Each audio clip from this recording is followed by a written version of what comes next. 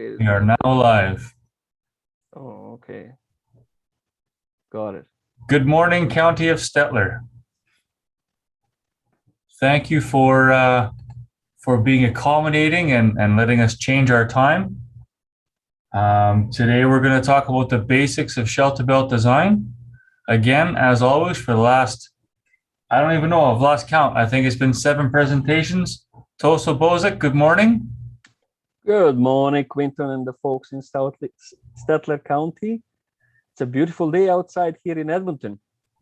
It is beautiful. We've had some rain, so we've kind of slowed off on harvest for a bit. So we can catch up on a few maybe machine repairs and catch up on some webinars that we have on our website. Yeah, I think so. Okay, so shall we go, Quinton, or? Absolutely. Okay, good morning again. Today's topic is Shelterbelt design, and it's not just Shelterbelt, it will be also a little bit about riparian, how the system works, what you should look for when you design. The best time is actually in the winter time to do the proper design of your Shelterbelts or whatever you plan to do for the next upcoming spring, and we will go for each of those topics in this presentation today. Again, it's just about myself as usual. Trees are my passion. We offer service to the variety of the folks, and we are a consulting company, and that provide lots of services to lots of clients. One of our major services is ranging in 4 groups: arborist services, urban and small town tree inventory services, natural forest management, agroforestry, and we are part of the ATTS group. One of the services is a forensic tree expert for insurance and legal services, which I'm getting more and more of that. So, as I always start, is with the key messages. Number 1 is understand the purpose. Why do you want to plant the trees and where? What's the purpose? And again, lots of people just plant the trees because they like it. They never put a thought on what is the purpose and function. More importantly, what is the function of those tree will be to your property or to the land. Either it could be on your land as well. You have to a little bit understand how a Shelterbelt works. Lots of times I've seen the Shelterbelts very well built, but not properly designed. And what I meant under that people plant the trees and really does not understand the function of where the prevailing wind is, what kind of soil, what is the purpose and function. So I will cover on that on several slides, and it's to really understand. And lots of actually research is done by the folks in the United States. If you do have a livestock operation, either intensive livestock operation or you have a just cow-calf operation that is using on the field, there's a few things that you have to look, and it really can help out your livestock operation. We have a drought, and I talked to so many farmers who did have a windbreaks on their field, and I was asking them specifically about the yield. What's the notice any difference in the moisture and the yield? And every single of them told me that having the trees on your field, it's really helped to keep the moisture longer and increase the yield.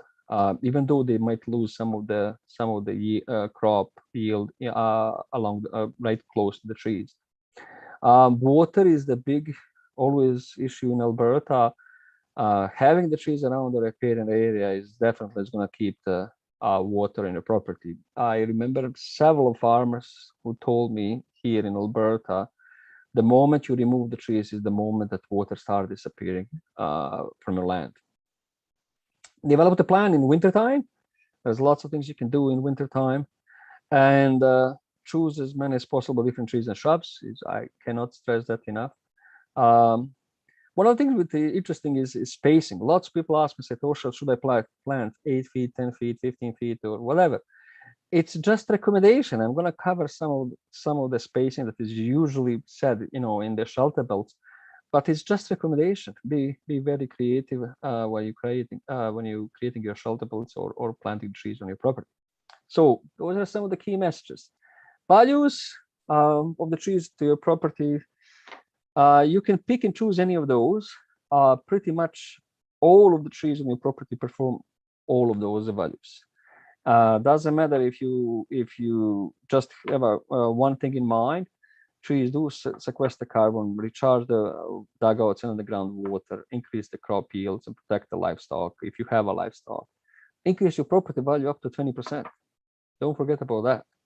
So there is a lots of values, and each of those values also trees is performing the functions to achieve those values. And again, that's go back to my first message is, again, you have to plant the trees for purpose and the function, what you try to achieve by having those trees on your property.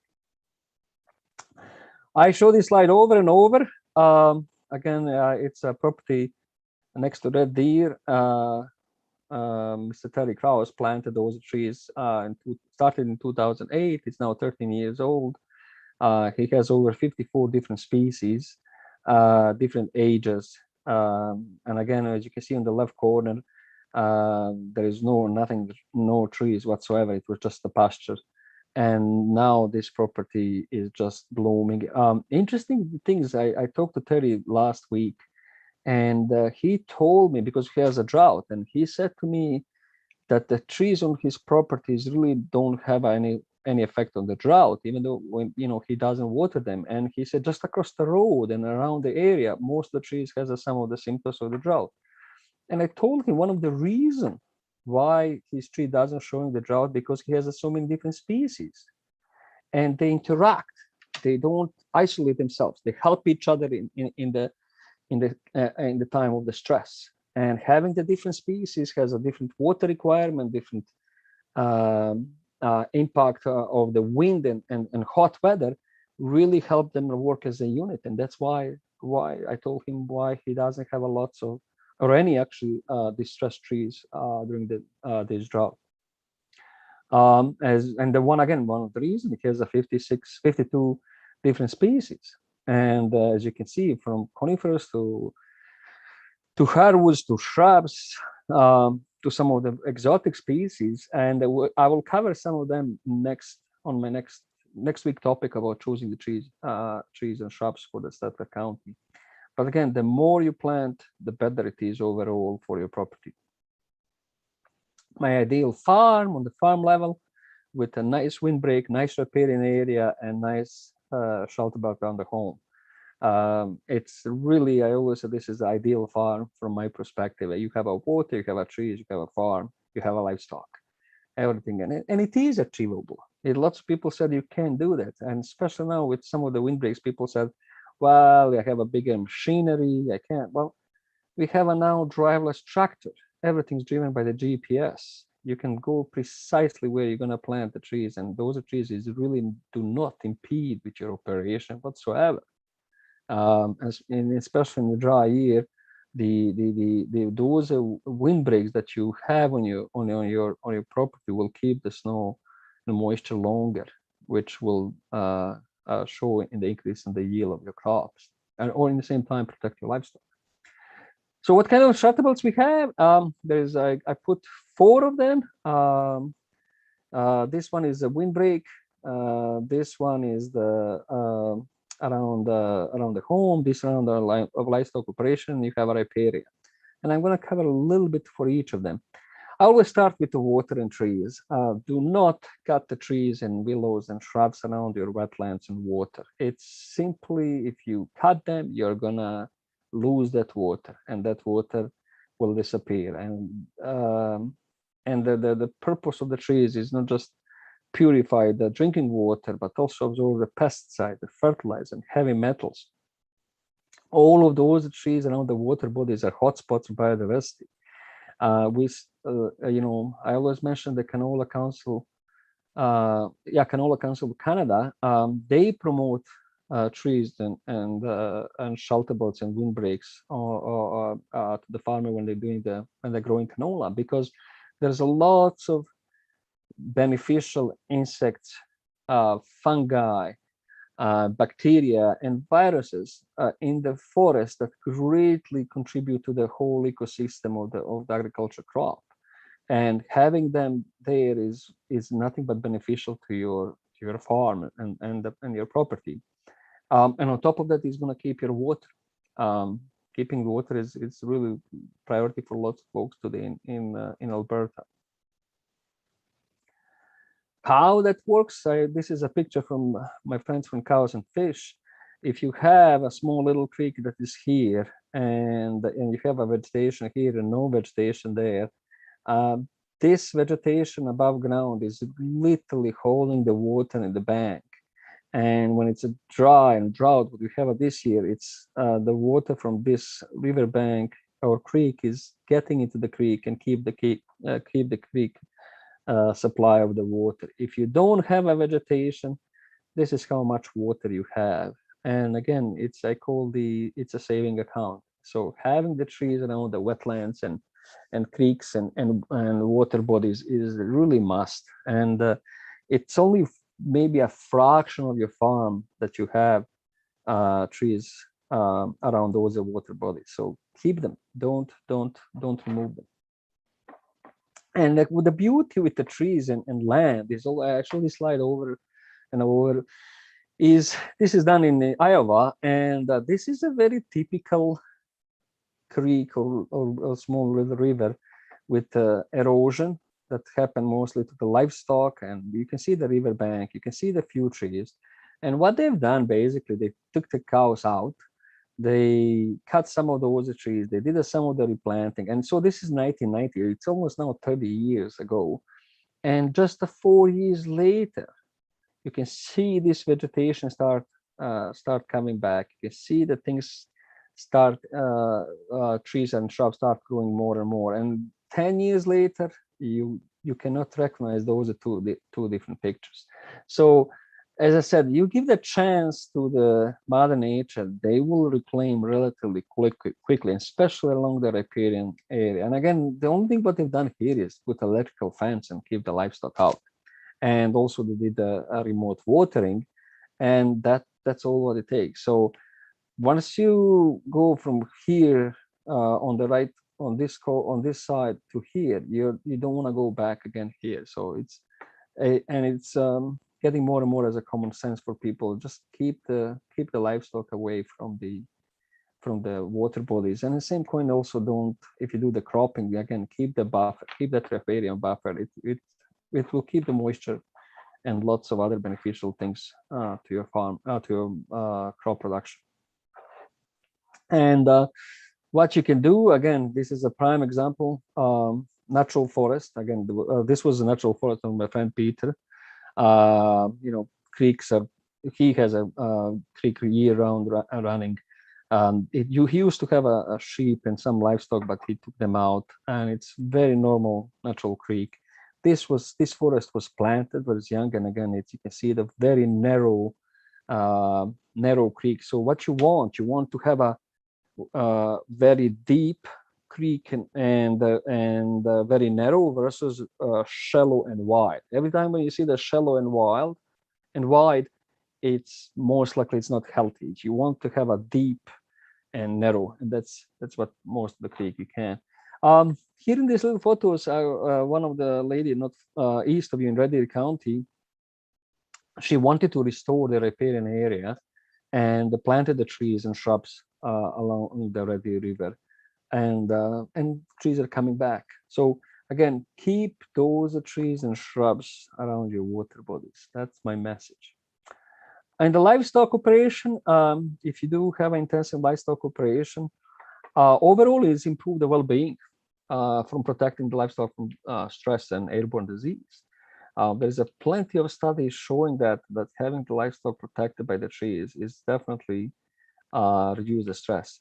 The other one of there's lots of trouble is happening depending on how far from community or acreage owners is reduce the odor and the smell. There are lots of people are complaining about livestock operation and the odor or smell that is coming from those operation. The other thing, trees intercept dust. So if you have again intensive livestock operation, and the wind will pick up the particles and it get off the farm, and if you have again trees around, it will capture them. It will store them on the farm. Visual appeal. That's the other one. That's some people simply don't want to see the big farm and the feedlots or pig farms, and they might complain about that. Having the trees around is again reduce the negative visual effect on this. Noise, that's the other thing. Like any other farm operation, you have equipment, you have a that is you need to drive around, and again, it's up to 30%. And energy, lots of now farmers, they apply, I think, for going forward to energy, reduce energy consumption, and they improve their farm operation by installing the energy efficiency equipment. But also, one of the things you can do is also plant trees. um, how you plant it, there is a certain specs that you have to pay attention. You have to know where the prevailing winds are. You don't want to plant the trees that you end up with a bunch of snow in the feedlots and with lots of water, and it could be creating lots of nightmares. So you really have to pay attention how you design the trees around the feedlots. I think Alberta Agriculture and Forestry had a very good several publications about trees and Shelterbelts on the livestock operation. I was contributing to those fact sheets. I strongly encourage you to look at. So if you have a livestock operation and want to plant the trees, again, go to Alberta Agriculture and Forestry website. They have a really good publication about specifically about livestock and Shelterbelts. If you want to dug out, definitely planting the trees and shrubs can help you out to recharge the dugout water and actually keep the water longer in your dugout. And again, those are some basic concepts how to do the proper dugout using the trees to make sure that you have a more water in your dugout. One of the things with dugout, lots of people made asking me a question about the roots, especially willow and highly poplar roots. Definitely they can cut in your dugout and create your problem. But again, if you consider a certain distance and choosing the different tree species that can still do the snow capture, then you're not going to have a problem with the roots in your dugout. Wheeled windbreaks, unfortunately, that across the prairies, those trees and shrubs is disappearing, and mostly because of the size of the machinery and equipment that is people today use. As I said, this I think there's lots of misconception about this, and the field windbreaks really play lots of roles, and not just the, increase the yield or overall and keeping the moisture, but also protect the road infrastructure. I'm going to show you some of the photos of that. They do, in some aspects, reduce the yield right to next to the trees. But overall, United States Department of Agriculture, they did a study, which I also contributed from Canadian side, that overall, regardless of the crop in the Great Plains, if you have a windbreak on your farm, it will increase your yield regardless what crop you have. Some of the crops can increase yield almost 40%. Some of that can increase yield between 5 and 15%. But, and again, they did a study was using the really live combine information about yield and distances from the windbreaks, and over that study showed that there is an increased yield by having the windbreaks. This one, and what are the consequences of clearing the windbreaks? So lots of people do clear the windbreaks, and again, on the left two slides, which is very common, and take them out and put under the crop. Well, those are photos on the three photos on this spring, I think. Oh no, spring before, in 2020. Good friend of mine, agriculture ag fieldman Norm Boulay, from MD of Smoky River, sent me these photos because the farmers around the fell area, they cleared the lots of windbreaks. And this is the road. What you see, folks, here is the road. And this road got washed out. And one of the reasons was the snow accumulated in the ditch and blocked the water running off from the open field when they start spring melting and wash out the roads. This is a culvert that is small culvert that goes over the road, and get washed out. The cost to your municipality, we're talking about millions of dollars every year. I remember going to southern Alberta a few years back, when in southern Alberta we got the flooding and road washouts just north of the Lethbridge, actually. And the reason for that was the clearing on the windbreaks. So if you as a community and the county of Statler, you have a lots of farmers that still have a lots of windbreaks, clearing them, it's really damaged the road infrastructure.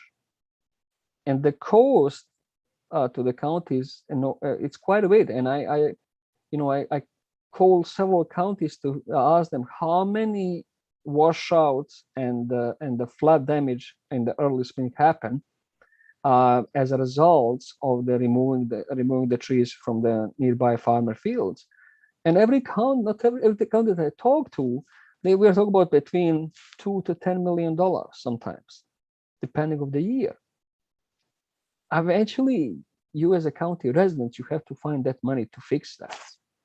And why? When you remove, because you remove the trees from the nearby farmland.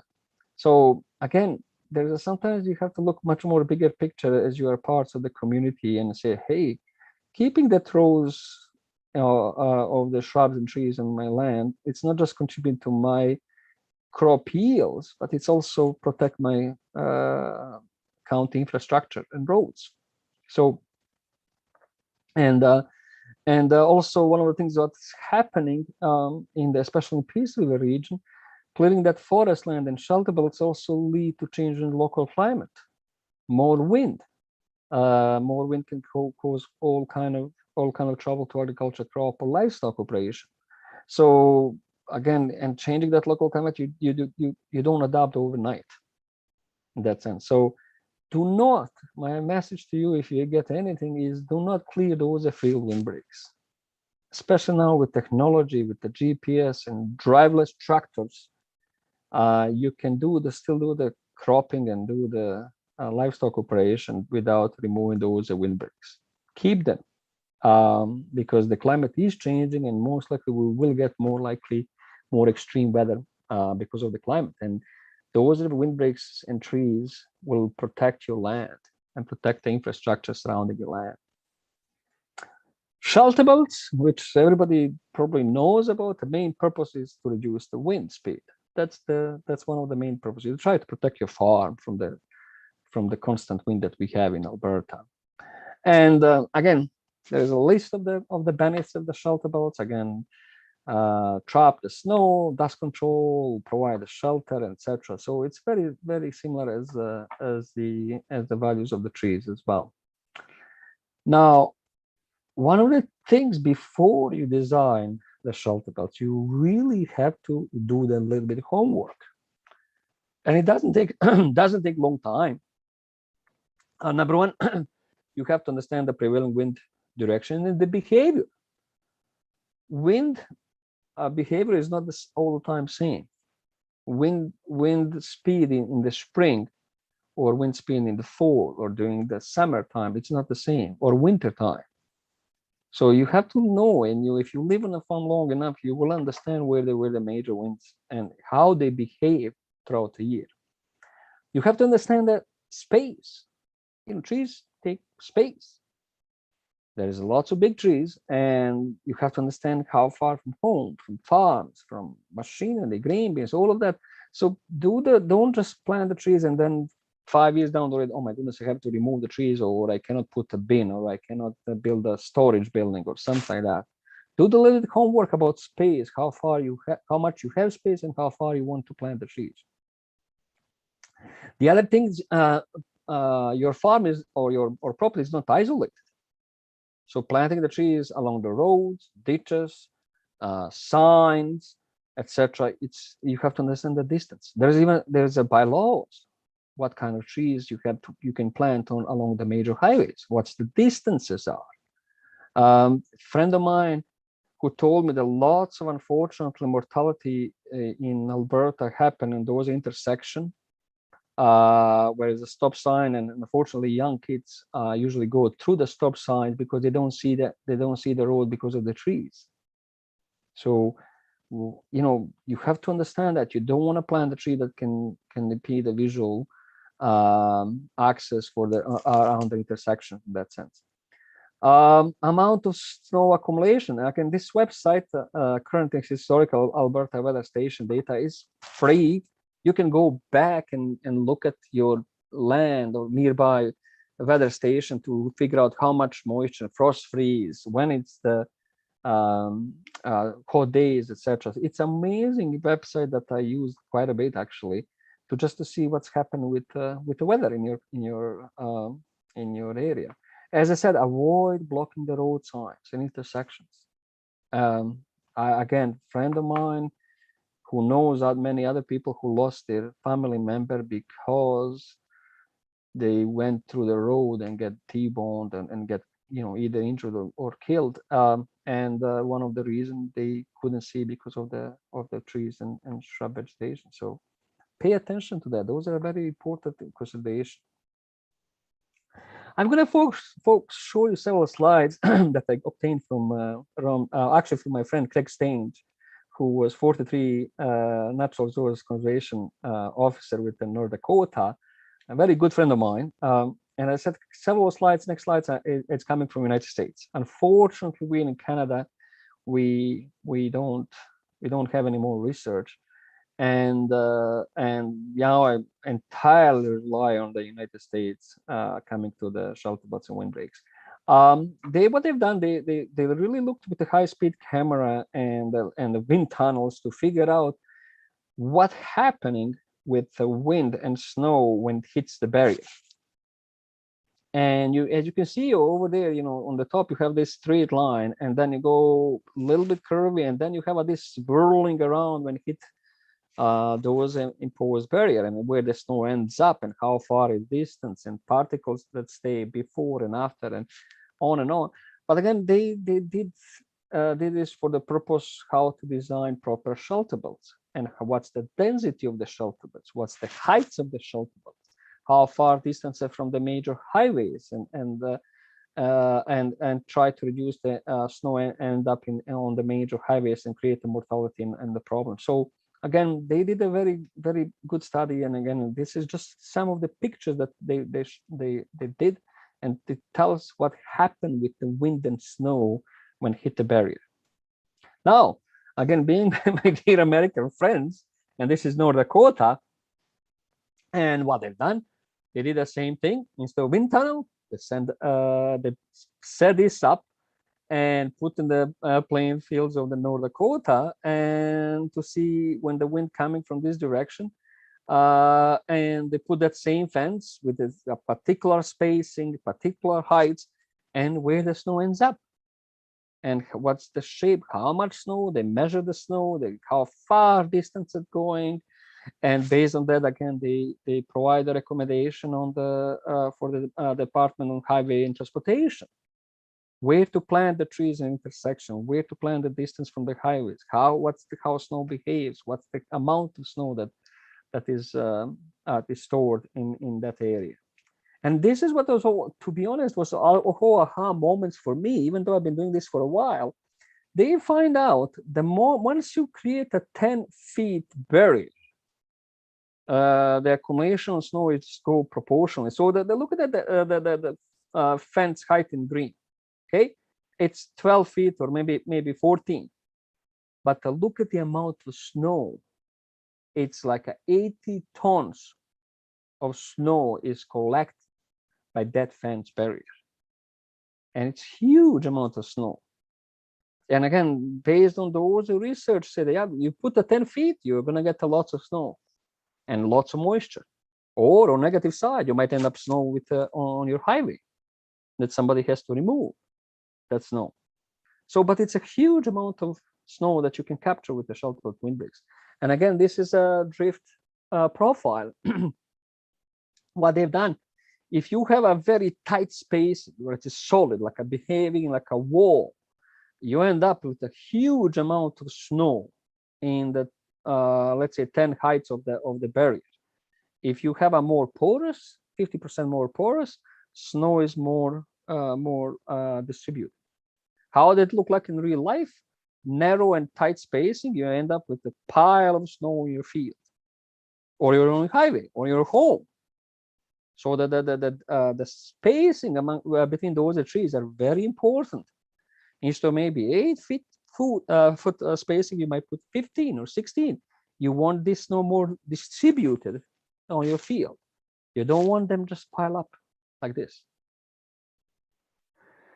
So once you do all of that, understand how a system works. And again, I use this planning steps and checklist. You have to start with your site. You have to look at some of the maps. You have to look at some of the regulations and space. If you don't do the proper design, this is what you end up. And again, my friend Craig sent it to me, and it was in Minnesota, I think. The guy somehow did, and they over there, they designed this Shelterbelts, end up with a pile of snow. You don't want this. That's the last thing you want. So I showed this slide last time, how to do the site selection. Again, you really start with that. You observe your land. You have to understand how land is laid out. What's the soil type. Once you understand the soil type, you can say, okay, I can plant these following trees. Where is the sun and exposure? Is it more southern? Of course, you have a southern exposure in the sun, or northern exposure, but it could be east and west. The more shade or full sunlight. And again, each of the tree species will require different requirements, but also the amount of snow accumulation is going to be determined by the full sunlight or no sunlight at all. Again, prevailing wind, we just talk about that, where it's coming from. What are those? Usually northwest or western wind, but many times in many parts of Alberta, we got southeast or easterly wind. How that will affect your property. When those winds usually occur, is it happening in wintertime or early spring or during the summer? And it's very important to understand that. Topographic features like hills, creeks, sloughs, depressions, everything else, each of them play the roles. If you have a hilly, you're going to have a different water running and distribution of the water, different soil type, different exposure versus depression, where the water stays longer and doesn't disappear very quickly and might have a more shape. Drainage as well, where the water flows. Always, I said to everybody when I walk on the farm field or any property, I said, where the water flows, where it goes. And that tells me a lot where the snow is going to be, what kind of trees is going to be, what's the overall moisture in the soil. Check your water, how much water you have, number one, and the quality. Unfortunately, many water in Alberta are just not suitable for growing the trees, so you might hold the water. I got last week I got a client from Bicycle, and she said, Tosha, I have to hold the water for my trees because it's high in sodium. And the last but not least, visit already Shelterbelts properties. Talk to your neighbor, talk to somebody who already had a beautiful established Shelterbelts, and they will tell you where it's a wind is coming, how trees are growing, what kind of problem they're facing, and experience over so many years. So really pay attention to this site selection. Again, use the technology. Today, you can use the area photography from the county. You can use the Google Earth. Some of the counties, like I think Grand Prairie County, they have a LiDAR that you can use and to see all of the features. And last but not least, even last night I was looking to buy the drone for my tree hazard inspection, so I can lift up the drone, look the tree from the top to the bottom for any defects. You can do that for your own farm. I looked for probably $200 drone, and you might use for your farm to inspect the crops or inspect the trees or inspect the area where you want to plant the trees, what they look like if you don't have access or something like that. So there is lots of technology today that you can utilize before you decide and where you're going to decide to plant your trees. So don't rush. Use the technology to help you out how to do the proper design. This one is notorious, especially power lines. There's so many Shelterbelts around the homes that people unfortunately plant under the power lines. And again, it's a simple thing. Look above and look in below. And if you have some of the area that you want to plant, or trees, and there is a coal 310 big, that you can figure out if there are any power lines or any ground in or gas lines or something like that on the ground. So again, don't make that. Those are relatively simple things to avoid. Again, looking for the distance for your access to the water and sewer. You don't plant the big, highly popular trees and the willow trees or even elm close to your water and sewer lines. Because the roots of those trees will go after the water, and if you have a leak in your water and sewer lines, roots will come into those lines and wreck them, and you inherit nothing but the problems. Sidewalks and pathways. If you plant the trees, how far from your road or your entrance road on your property, and if you have anywhere pathways, again, you don't want roots upheaving those paved area. Pipelines and valves go in the right ways and easements and everything else. So it really, you have to, again, it's a quick check. And again, when you go to the aerial photos, you can draw the line. Hey, this is where my power line, I want to avoid that. This is where my gas line, this is where my sewage. And then you say, hey, if you go to these photos, any of this, I said, okay, you can zoom more into it, or you can take a drone and say, I don't want to plant the trees. This is where my power line, this is my access to the home. This is where some of the buildings and farm is going to be. So really do the little diligent work to avoid this, to avoid the future problems. In that sense, local regulations. There is some of the local regulations along the, I don't know, not sure the Statler County do have some, but how far from the road you have to be from the major highways. I think 200 feet from any major highways. From the homes, one of the reasons for the homes is actually, there's a several reasons. One of them is insurance, matter of fact. If you plant the trees too close and those trees fell on your property, insurance might create you a little bit trouble.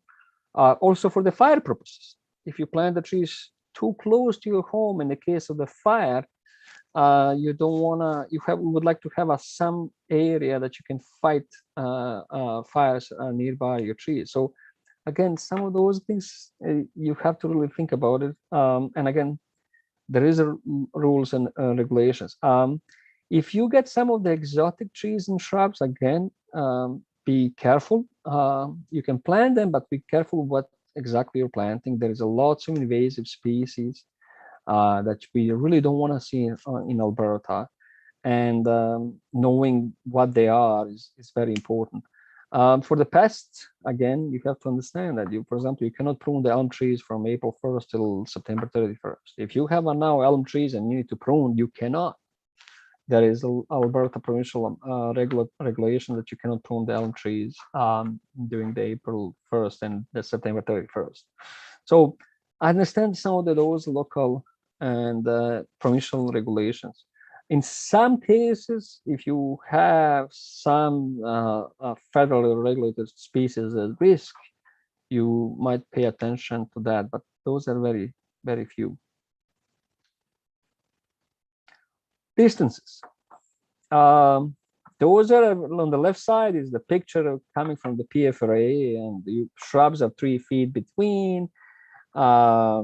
Between the two rows is 15 to 20 feet, and between some of the, let's say, ash tree, 8 feet, and between the spruce and pine, 12 feet. Those are just recommendations. Those are nothing, the scientists or the professional came up with some of those spacing based on their experience, based on some of the research that they've done it, but doesn't need to be that way, because your property might not fit to any of those recommendations. And a good example is a friend of mine, again, Terry, if we did over there. There is no perfect straight lines over there. If you look over there on the bottom, there is the perfect Shelterbelt.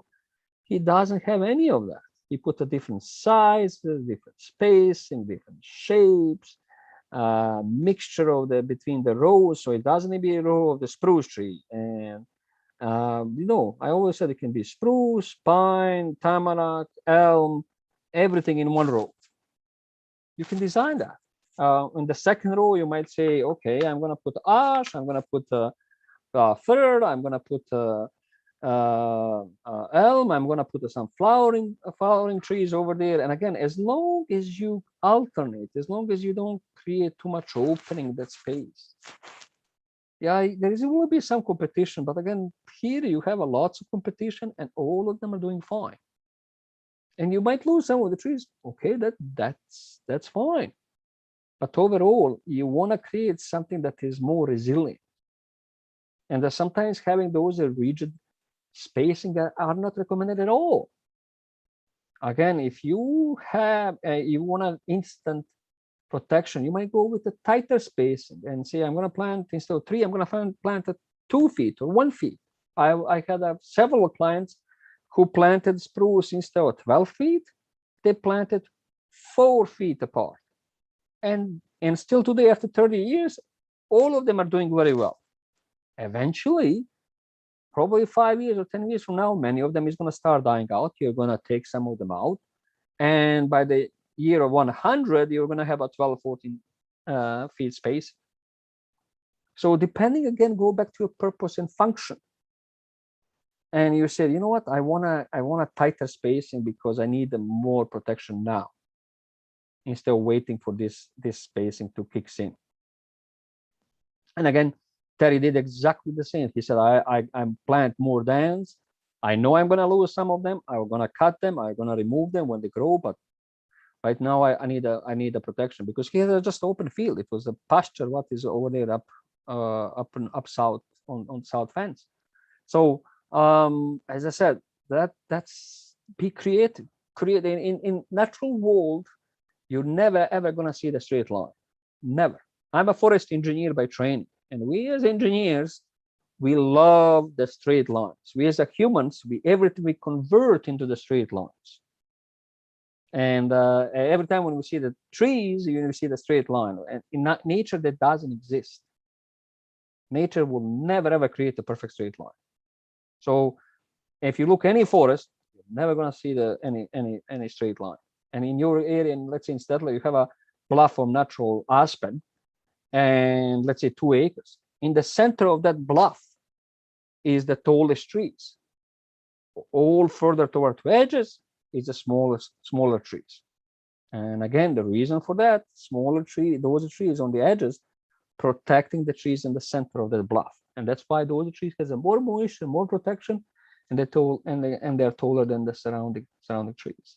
So there again, there is nothing in nature is in straight line. So those are just recommended, but each of those species that you choose here, they might have a recommended, but you'd say, no, I want to go denser, I want to go wider, I want to mix them up. I don't want in the specific rows. I want to be creative.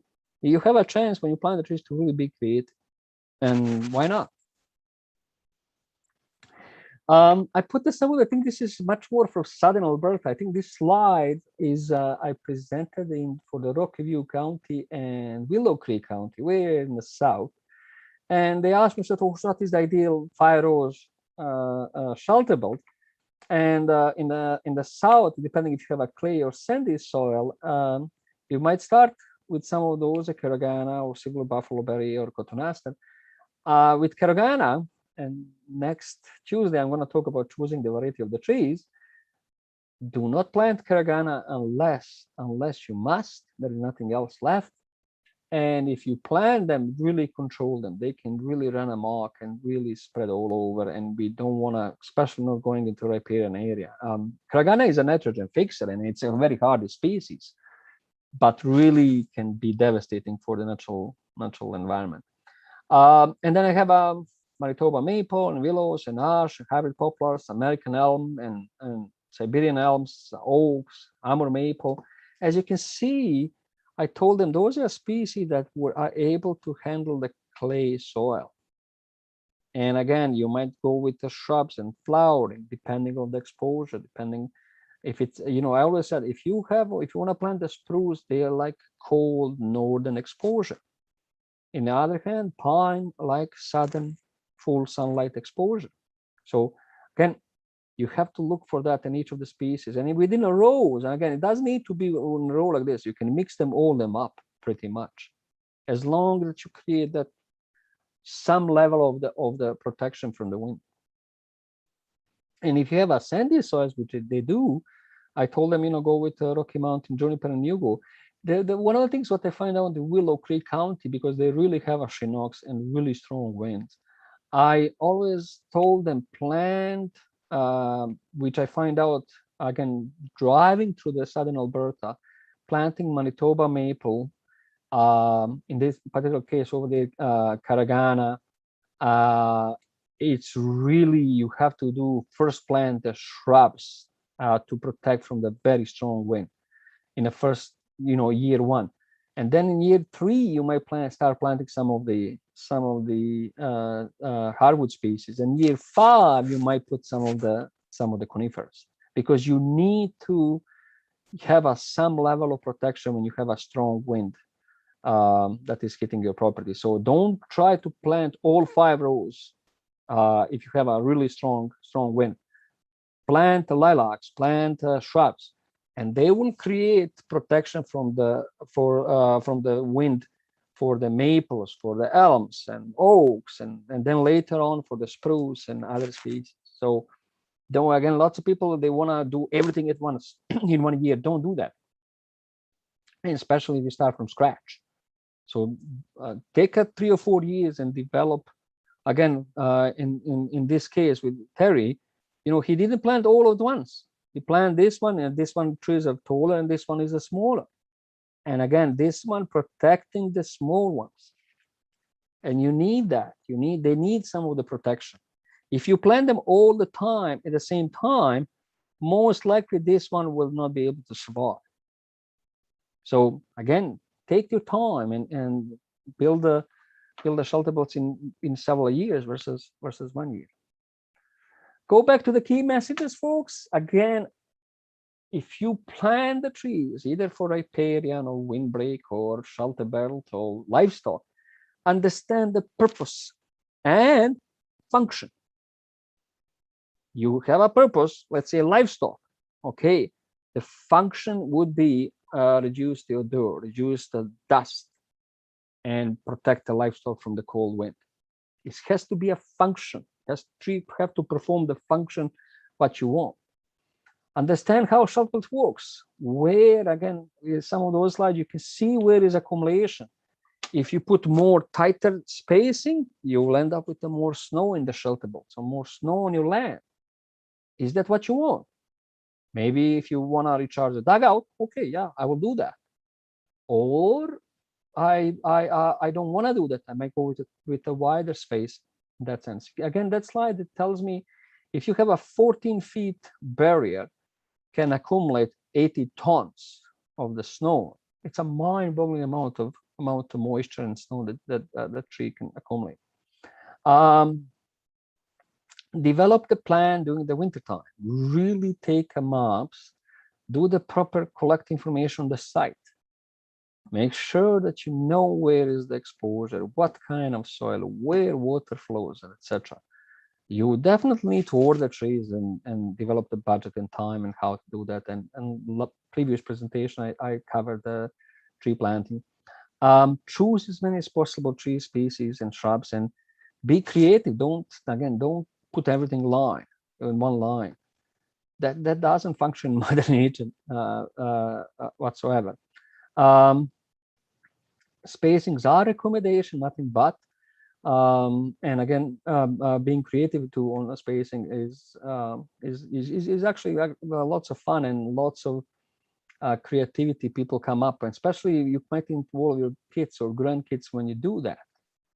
they might be more creative than you are, and they might design something what's going to be in the future in that sense. So those are some of the key components of the Shelterbelt design, and I hope you guys get the main concept and what needs to be done before you decide to build and plant a Shelterbelt around your property. Now, I got this thinking, and I was talking about the snow, and a friend of mine told me that it's already frost in Breton area.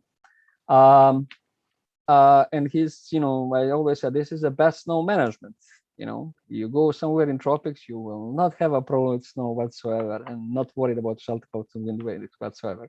You might have a hurricanes, which is totally different beast, but not a problem with snow. Quinton, this is where I am. You folks can find lots of information on my blog and website, and if you have any questions, first contact Quinton, and he will be the guy who will cover any question that you might have in your account. Also, thank you very much. I love your snow management. I think I may have to partake and try it for myself to make sure I can spread the message. You can't spread the message on something you haven't tried, right? Yes. No, I got that idea from the guy in United States. I was talking on the phone, and he's in North Dakota, and he told me before he sent me a presentation. He told me, Satoshi, if people have a problem with the snow management, we're talking about the cost of the human life and cost of the Department of Transportation highways in Dakota because of the mismanagement of the Shelterbelts and Windbreaks on the highways is, it's very significant over there. And he said, if you don't like that management, go to Florida. And then he sent me a presentation like this and said, well, yeah, you're right. Absolutely. And you touched on planning through the wintertime and whatnot, and I'm here to help. I've got books with all the pictures, and we've got access to, the internet that we can look at pictures of something you may want to try in your yard, and I can pull aerials, and we can sit down and we can plan. And yeah, we have bylaws on how far trees have to be away from an intersection or a roadway or the highways, and I can have that all laid out, and we can make sure that we're following to a T what's allowed, and encourage that diversity. I'm a huge fan of that diversity in the tree management, even in its own species, like you said, planting different age of trees to get that staged growth, and that's the key, I think. I've been pushing that for a bit myself, and then I hope it takes off. I really do. Well, again, Quinton, one day, one step at a time. And again, don't forget that we have almost 100 years of the Shelterbelt program in Western Canada, which really did very well. But they also set some of the rules in the past that were, today might not be as applicable as used to be. One row, two row, three rows, and this is a species. Things change, but still there is a huge needs of, number one, protecting those Shelterbelts and especially windbreaks, and to really put it, as you mentioned, diversity and be creative. Things change. That's right. So also, if you unshare your screen, I'll pop up our little. Yes, give me a second. Okay, here you go. I got you. So now you can share yours. All right. So as a reminder, we are talking trees with Tosos on Tuesdays. Has a certain little ring. And as a reminder, guys, some upcoming events we have. Today was 10 o'clock. September 21 will be at 10 o'clock. September 28, 1 o'clock.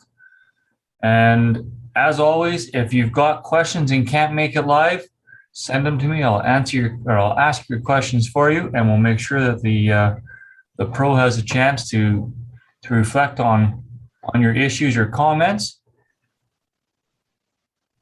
And there's my contact information, and you can reach me anytime.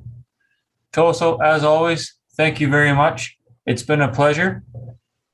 Always pleasure to be here on Tuesdays. And now I feel if I don't, when we finish this, I don't know what I'm going to do with it Tuesday, because I really enjoy this, and I want to thank you and the county to support this, and you guys are doing a good job. I agree. It's been quite a go, and the same thing. I'll be clicking on my computer on Tuesday, wondering where everybody's at, and I'll be there all by myself probably. Well, again, we'll never know. We can always come up with something. And hey, thank you so much, Quinton, and folks in Settler County, and stay safe, and talk to you next Tuesday. You bet. Thank you, Toso. Okay, bye. Okay.